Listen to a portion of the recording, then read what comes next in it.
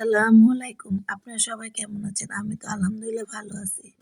এই যে একটি কড়াইতে তেল, পেঁয়াজ, মরিচ দিয়ে ভেজে নিলাম। নিয়ে পরিমাণ মতো পানি দিয়ে দিলাম। পানি দিয়ে এখানে আছে মসলা, হলুদ, হলুদের গুঁড়ো, ধনিয়ার গুঁড়ো, আদা, রসুন, জিরা, লবণ দিয়ে আমি মসলাটা ভালোভাবে কষিয়ে নিব।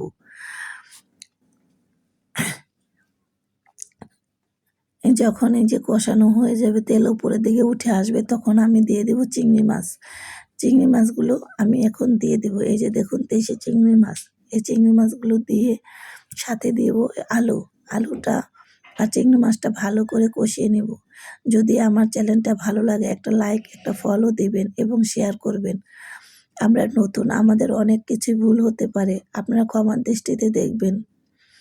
এই যে এখন আমি আলুগুলো ভালো মতো কষিয়ে যখন ঝোল শুকনো শুকনো হয়ে আসবে, তখন আমি দিয়ে দিব পালং শাক।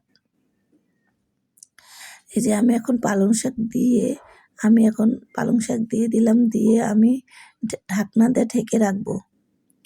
আমার একটা ইউটিউব চ্যানেল আছে, যদি ওখানে ভালো লাগে দেখে আসবেন, ঘুরে আসবেন, একটু সাবস্ক্রাইবার করবেন এবং ওই পেজটা তো আপনারা ফলো দিয়ে রাখবেন, যাতে আমার ভিডিওগুলো ছাড়ার মাত্রই আপনারা যেন দেখতে পারেন। এই যে আমি পালং শাকটা দিয়ে ঢাকনা দিয়ে ঢেকে রেখে দেব। 5 মিনিট পর ঢাকনা উঠিয়ে এই যে ঝোল উঠে এসেছে। এখন আমি একটু ভালো করে নেড়ে কষিয়ে দেব। আমি এখানে আর কোনো পানি ব্যবহার করব না। এই যে যখন একদম মাখা মাখা হয়ে আসবে, আমার রান্না শেষ, কমপ্লিট। আমি এখন নামিয়ে ফেলবো।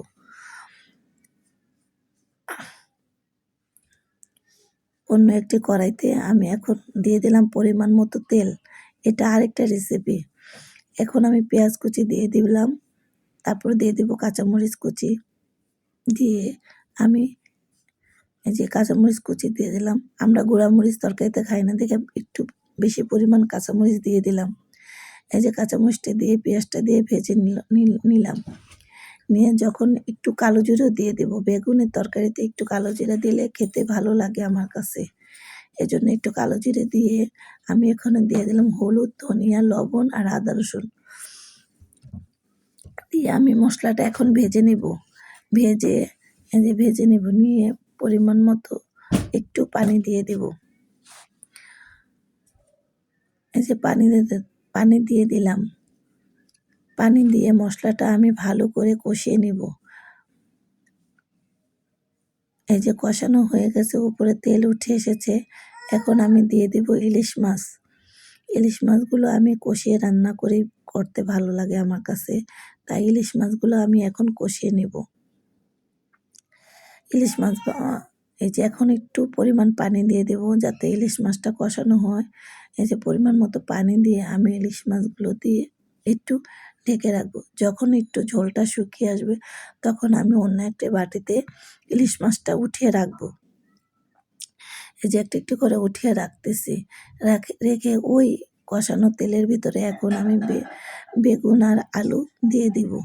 দিয়ে আমি এখন ভালো করে এগুলো নেড়ে একটু কষিয়ে নিব। আপনারা প্লিজ আমার কথার কণ্ঠটা আজকে ভালো শোনা যাচ্ছে না, আপনারা মনে কিছু নিবেন না। আমি একটু অসুস্থ, এই জন্য আমার গলার ভয়েসটা এরকম শোনা যাচ্ছে। ইনশাল্লাহ ঠিক হয়ে যাবে। আপনারা সবাই আমার জন্য দোয়া করবেন, আমিও আপনাদের জন্য দোয়া করি যেন আল্লাহ তাআলা সবাইকে ভালো রাখে, সুস্থ রাখে। এই যে এখন আমি পরিমাণ মতো ঝোল দিয়ে দিলাম।